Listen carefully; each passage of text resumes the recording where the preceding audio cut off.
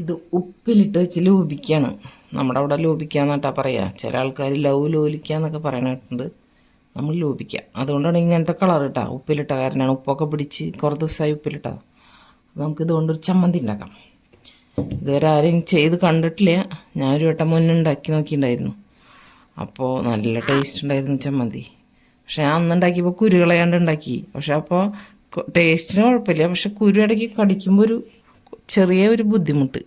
തരിപ്പാവില്ല ഈ കുരുവൊക്കെ ഇങ്ങനെ അരഞ്ഞിട്ട്. അപ്പോൾ അത് കുരു ഒന്ന് മാറ്റിയിട്ട് നമുക്ക് ചമ്മന്തി ഉണ്ടാക്കാം.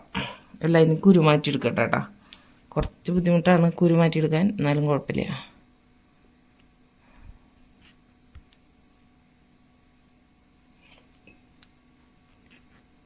ഇത് പച്ച ലോപിക്കായിരുന്നു, ഉറപ്പുണ്ട് നല്ലതിന്. നമ്മൾ ചമ്മന്തിയിലേക്കുള്ള ഐറ്റംസാണ് ഇതൊക്കെ. കുറച്ച് ചെറിയുള്ളി ജസ്റ്റ് ഒന്ന് നടുകീറിയിടുക. കാരണം ഈ ലൂബിക്ക ജസ്റ്റ് ഒന്ന് പെട്ടെന്ന് അരയുമല്ലോ. ഇതിലേക്ക് 2 മുളക് ഇതിലേക്ക് മിക്സിയുടെ ജാറിലേക്ക് ഇടാം. മുളകിനെ കീറിയിടാം. കൈമാവാണ്ട് നോക്കാം. കൈമായാൽ നേറും. ലൂബിക്ക അതിൻ്റെ കുരുവൊക്കെ കളഞ്ഞതാട്ടോ.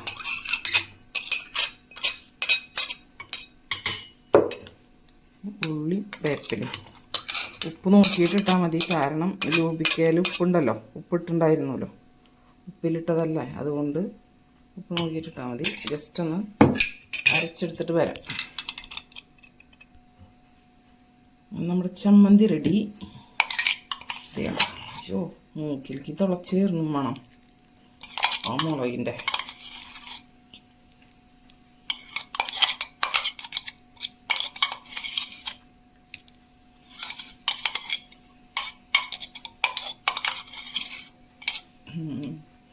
അടിപൊളി ചമ്മന്തി.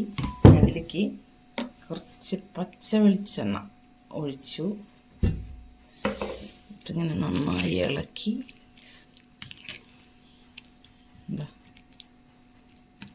ലൂബിക്ക ഉപ്പിലിട്ടത് വീട്ടിലിരിക്കുന്നുണ്ടെങ്കിൽ ഇതുപോലെ ചമ്മന്തി ഉണ്ടാക്കി നോക്കി നോക്കും. നമ്മുടെ കൊള്ളി പുഴുങ്ങിയതിൻ്റെ കൂടെ കഴിക്കാനൊക്കെ ഭയങ്കര ടേസ്റ്റാണ്. ചോറിൻ്റെ കൂടെയും കഴിക്കാം. കൊള്ളി പുഴുങ്ങിയതിൻ്റെ കൂടെ ഞങ്ങൾ 4 ദിവസം ഉണ്ടാക്കിയിട്ട് കഴിച്ചത്. അപ്പോൾ നല്ല ടേസ്റ്റ് ഉണ്ടായിരുന്നു. ഇതുപോലെ ഉണ്ടാക്കി നോക്കി നോക്കണ്ട. അടിപൊളി ചമ്മന്തിയാണ്.